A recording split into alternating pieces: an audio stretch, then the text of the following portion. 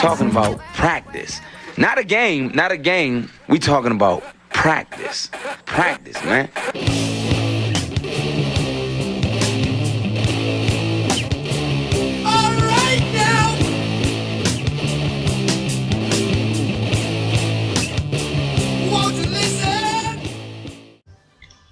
Hello, friends. I've been looking on the freeway and in the streets of LA and seeing billboards for Crank Yankers coming back. And even though I wasn't a huge fan of the series, I love puppets and I love Muppets puppets. And I always thought there was something really funny about the particular look of Muppet puppets and the puppets that they used in Crank Yankers. So, I thought I would take a little bit of time and try to figure out what makes these puppets tick and what makes them look so funny. I ended up devoting a couple sketchbooks to it. I thought maybe we would look at the sketchbooks together and see what I was doing for right or for wrong, and we can maybe call this the anatomy of a Muppet puppet.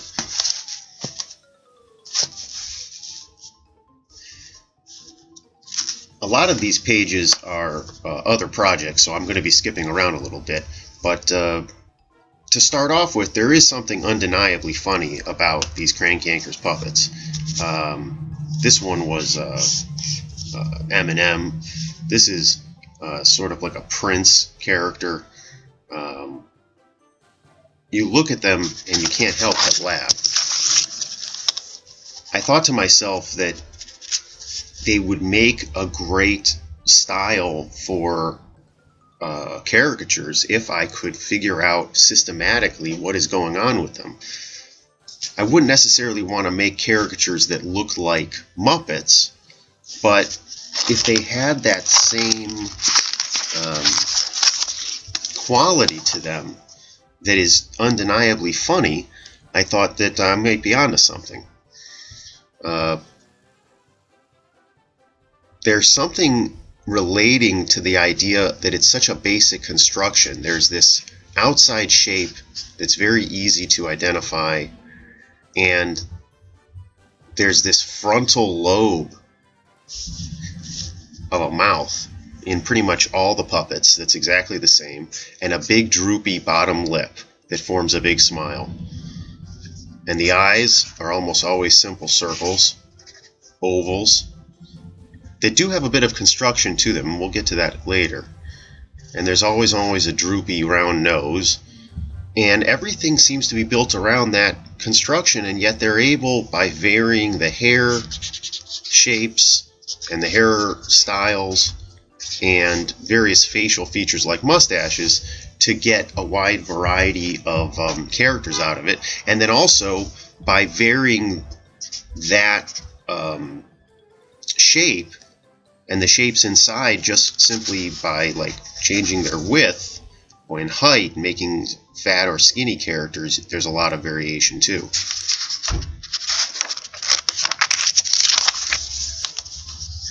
What I ended up doing was going to a page of characters. I ended up going to a page called nuttypuppets.com, and this is just nothing but puppets. It's a great site. I guess they make the puppets for Crank Yankers, and there's tons of faces here. And this is where I'm getting all this practice material. nuttypuppets.com. And these are just characters, great characters. And as caricature artists, we can kind of see these archetypes in the faces that we draw and make a great wacky cartoon. I thought this would be great practice material.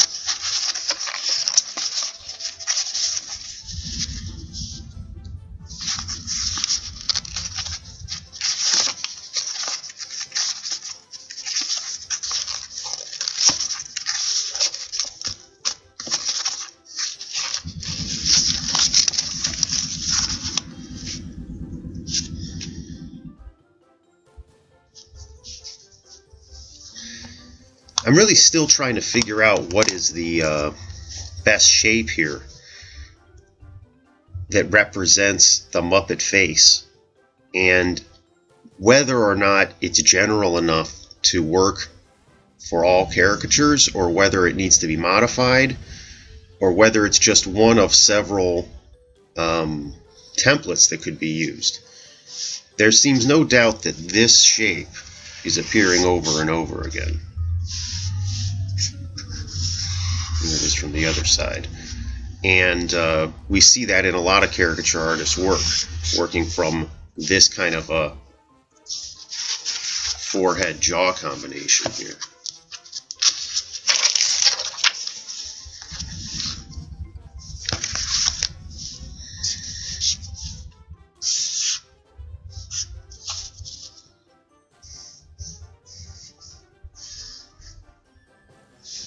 And if you get good at drawing that shape, you can really whip it out with a lot of panache.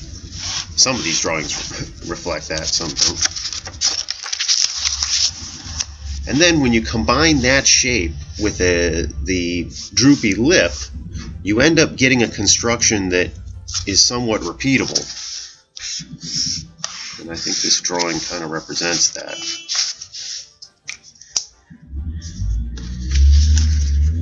Let's move on to the second sketchbook. I started with basically that same idea. A top shape that includes the lip, the kind of lobe, frontal mouth part, the forehead, the brow and forehead, all in one block. Leaves enough forehead that you can build a realistic hairstyle, and then is very simple down this side.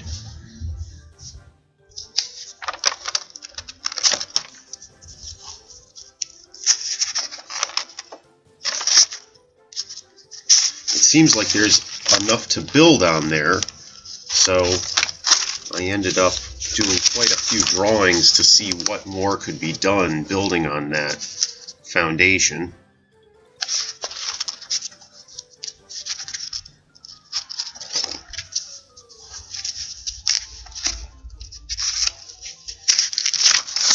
A lot of times you lose concentration and these drawings go nowhere. You start off with a good plan and eventually you end up either getting distracted or just sort of fizzling out. Here I'm definitely going back to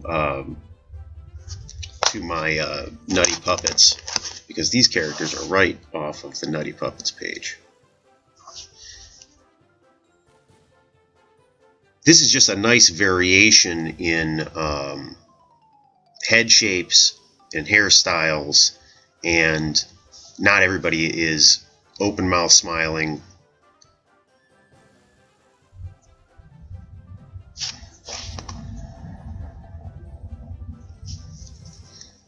I thought to myself, let's at least get a handle on what head shapes are in use here.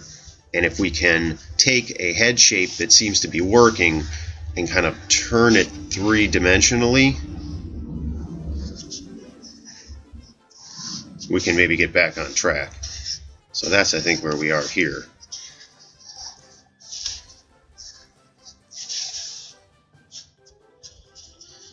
Drawing these eyes is a real art, and the artists who can do it in one stroke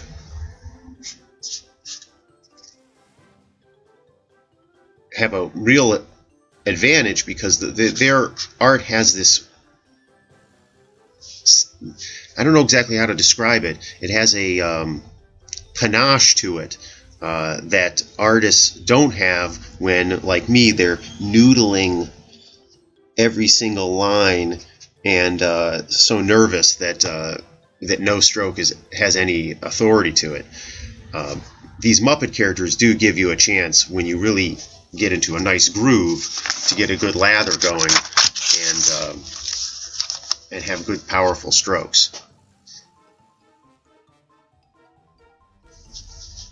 Well, here I am again working on a couple different approaches to the Muppet head.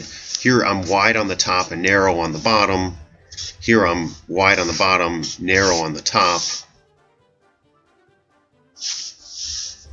I'm seeing what can be done with that basic formula.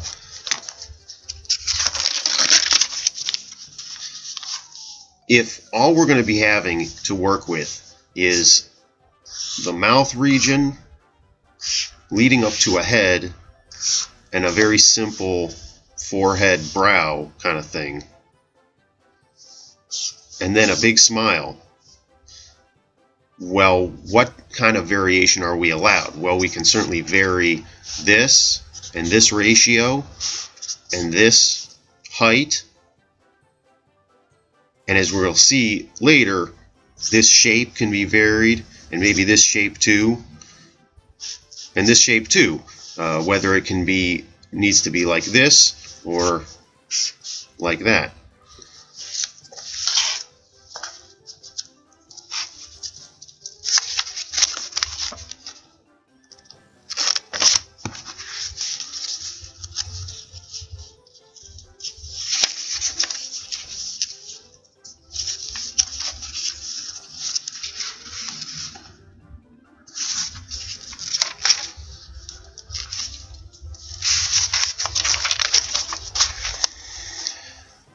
Here I really start doing more loose, fun drawings. You can start seeing more of a rhythm and authority to the strokes. And I'm probably, again, just copying straight from Nutty Puppets and maybe adding a little bit of my own flair to it. With these Nutty Puppets, because they're physical objects, there is a built-in balance and structure to them. They have to fit together because they actually have to exist in the world. So some of the errors that we make as artists are actually going to, be impossible. And if you just can copy what they're doing, you'll end up with a nice balanced figure, something that is structurally sound. As I got to this one, I think I started to see that the top shape here is really one line. And the artists who I really admire as caricature artists are doing a lot with, like I was saying, single strokes, unbroken strokes that have energy to them and a variance in line width. So I thought to myself, it would be amazing if this entire so important move that we make as caricature artists, the mouth, the frontal part, the front of your face, the brow, and the forehead was all one clean, hard stroke. And as we started to go along here, I think I started to get the hang of just that.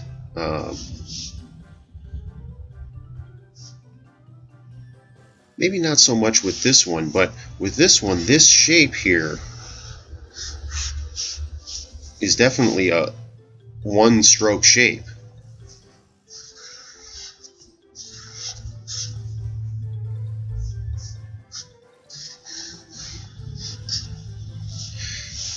I think the question is, for a face like that, as fun as something like that is to draw, is there anybody who really looks like that?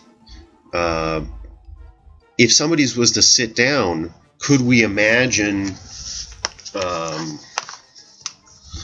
don't know, your Samoan neighbor coming? Yeah, I guess you could. And maybe this is a face that could be generally repeatable, or a face shape that could be generally repeatable.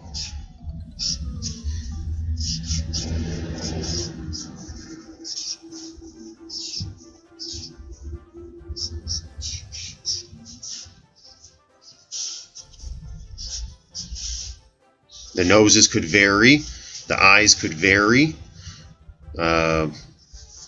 you know, I guess this is, you know, we're onto something here. This formula, the Muppet head, definitely bears further work.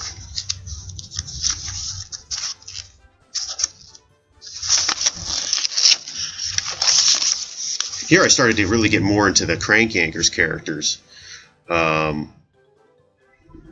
And treating this shape in different ways.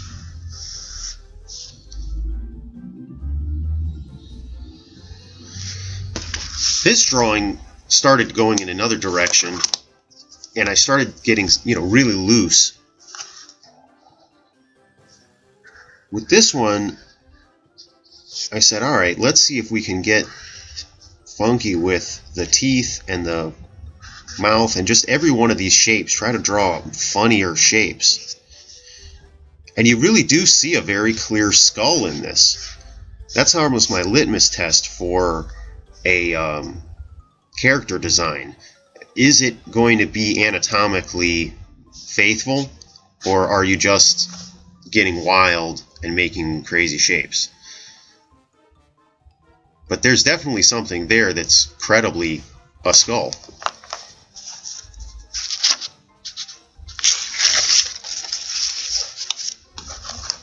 And this page, although I haven't really been able to reproduce these drawings in subsequent attempts, was, I think, the best that these sketches got. Because this really does look kind of like someone that we know, you know. There's their hair, and they don't have to have quite this big a lip, but that is funny. And there's enough room down there for a realistic jaw.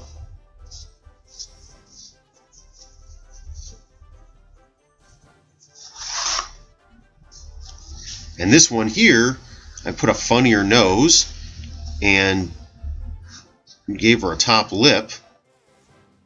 And you're starting to see, you know, your cousin here.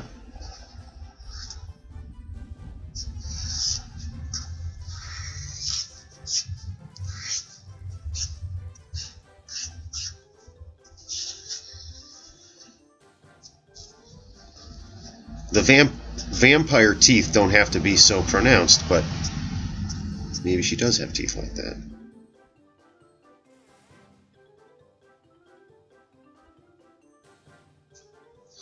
So that's basically where I am. I'm trying to create some fun character designs based on Crank Yankers and the amazing puppets that I found at nuttypuppets.com. It's worth always exploring what makes funny things work. You're trying to make your own funny things, and there is stuff out there that already is working. So why not try to copy it, you know? In my case, I did create a animated property or a cartoon property once upon a time, and it was in many ways based on these same puppet principles, although we never made puppets out of it. It was called the Nickel Dime. It was based on my life experiences in Oakland, California. And the art in particular had a lot of puppet-esque characters.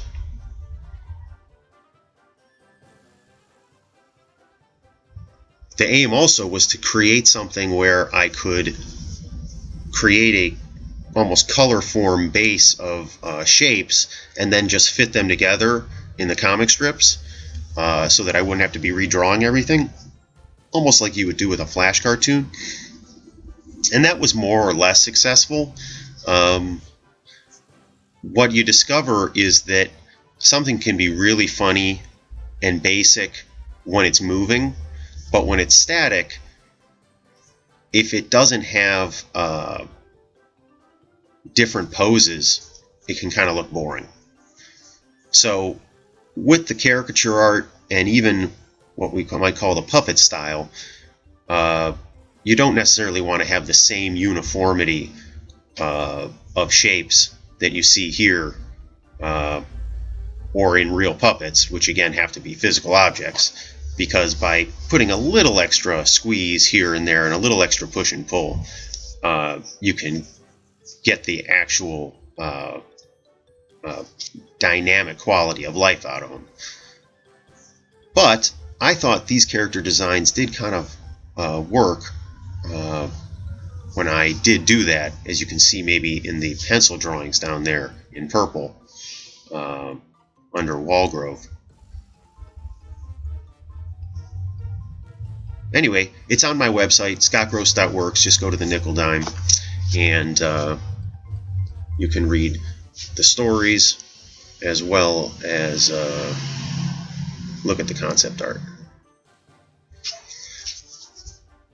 Alright, friends, I just wanted to say thank you again for tuning in. Please like, subscribe, and comment, and wish me luck in these drawings, and good luck in your own explorations of Crank Yankers and Muppet puppets. Happy drawing.